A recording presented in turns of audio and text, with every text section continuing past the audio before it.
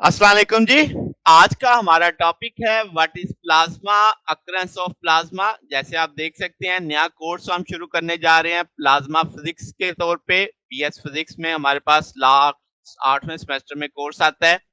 तो general properties of plasma के नाम से पहला चैप्टर होगा, तो जिसमें आज हमने देखना है कि प्लाज्मा क्या है, प्लाज्मा की एप्लीकेशंस क्या हैं, प्लाज्मा की डेफिनेशन क्या होगी या इसको क्यों हमें इसका पढ़ना जरूरी होता है। तो ये आज इंट्रोडक्टरी लेक्चर हमारे पास होगा।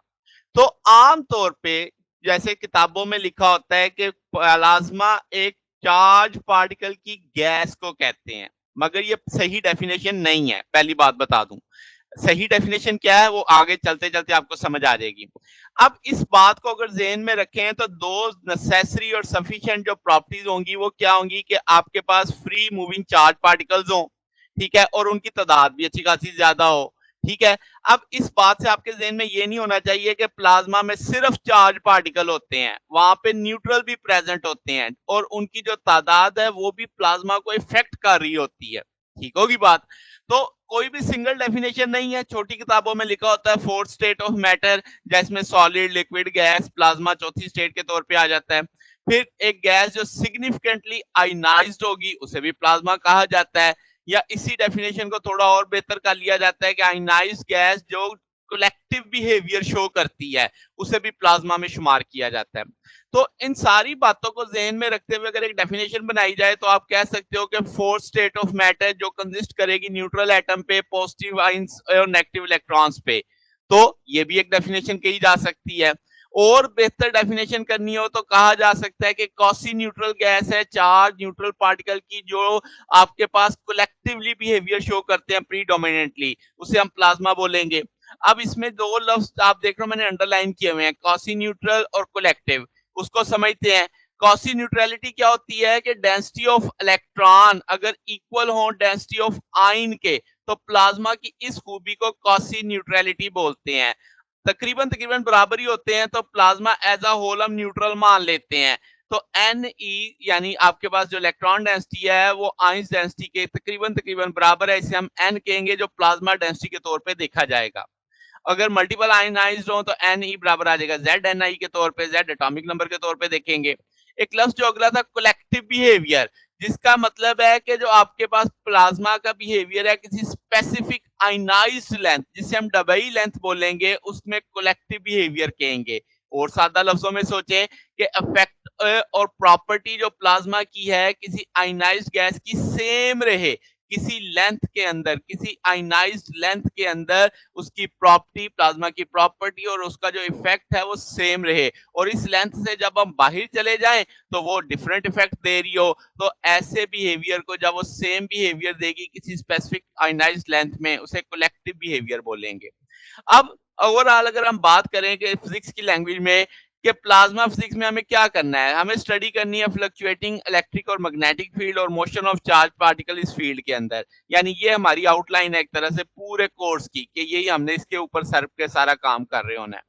अब जो लफ्ज प्लाज्मा का है वो ग्रीक से आया, जिसका मतलब होता है मोल्डेड।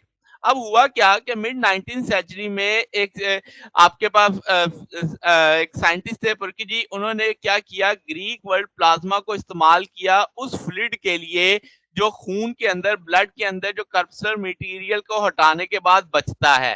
फिर हाफ सेंचुरी के बाद अमेरिकन साइंटिस्ट लिंगवेर ने प्रपोज किया कि जो इलेक्ट्रॉन, आयंस, न्यूट्रल जो न्यूट्रल होंगे आयनाइज्ड गैस के अंदर, आप उनको मानो कि जैसे वो कार्पसुलर मटेरियल है, जैसे ब्लड के अंदर थे, तो आपके पास फ्लूइड मटेरियल के अंदर आप कहेंगे जो एंटरटेनिंग मीडियम होगा, जो बाकी मीडियम होगा वो क्या कहलाएगा, प्लाज्मा कहलाएगा।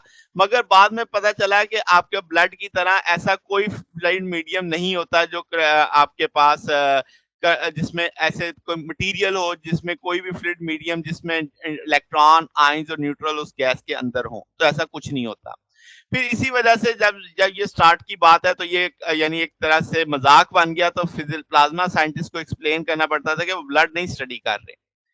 अब अक्रंस प्लाज्मा होता कहाँ पे है, साइंटिस्ट ने हमें ये एविडेंस प्रोवाइड किए कि तमाम यूनिवर्स जो है वो किसकी फॉर्म में है, प्लाज्मा की फॉर्म में है। तो जो आपकी लाइफ ऑफ अर्थ है सन की, वो आपके पास अर्थ पोजेस करती है ह्यूज अमाउंट ऑफ प्लाज्मा। क्योंकि उसमें थर्मोन्यूक्लियर फ्यूजन रिएक्शन हो रहा होता है।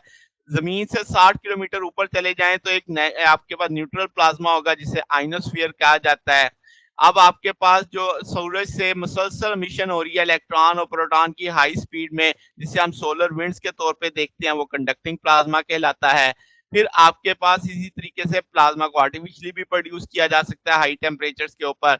जैसे मैंने कहा कि पूरी यूनिवर्स ही प्लाज़्मा की फॉर्म में है, तो इसका मतलब प्लाज़्मा आम तौर पे वैक्यूम में एग्ज़िस्ट करता है।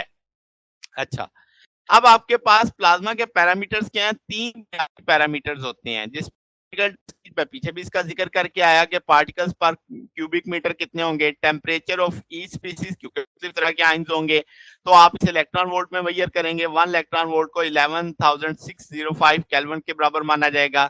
Steady state of magnetic field जो टेस्ला में मेजर की जाएगी। आप देखो ऐसे यूनिट चल रहे हैं सारे।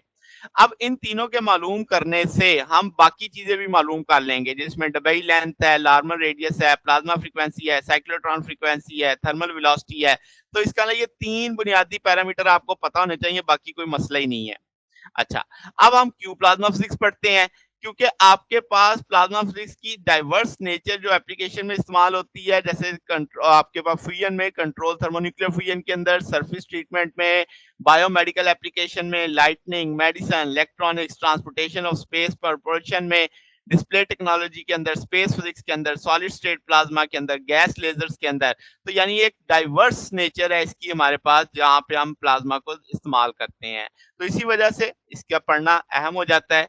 तो ये जनाब हमारे पास आज का टॉपिक था। अगर आपको इसमें कोई बात पूछनी हो, डाउट हो तो नीचे कमेंट्स में पूछ सकते हैं। वीडियो अच्छी लगी हो तो वीडियो को लाइक कीजिएगा, दोस्तों के साथ शेयर कीजिएगा, चैनल को सब्सक्राइब कर दीजिएगा।